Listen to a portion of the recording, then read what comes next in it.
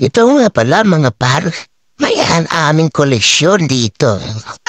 Meron tayong koleksyon dito ng mga papel na pera na old model. Merong 5 pesos, 1 peso, 10 pesos, 2 pesos. May sa lahat po yan na yan na po lahat yan. Ang ating koleksyon. Baka sa kung sino may gusto po yan, ayun po lahat. Meron po tayong $1 coins, 1972.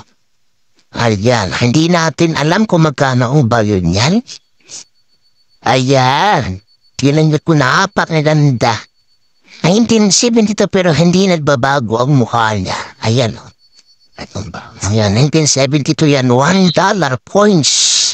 Ayan ang likod niya, ni Agila. United States of America.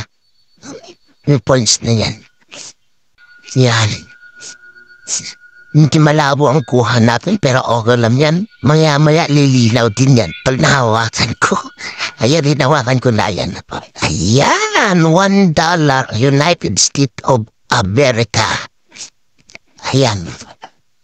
1972. Malaki po yan, malaki na $1. Parang malaki po sa 10 pesos coins ng Pilipinas. Malapad siya. 1972. Ayan.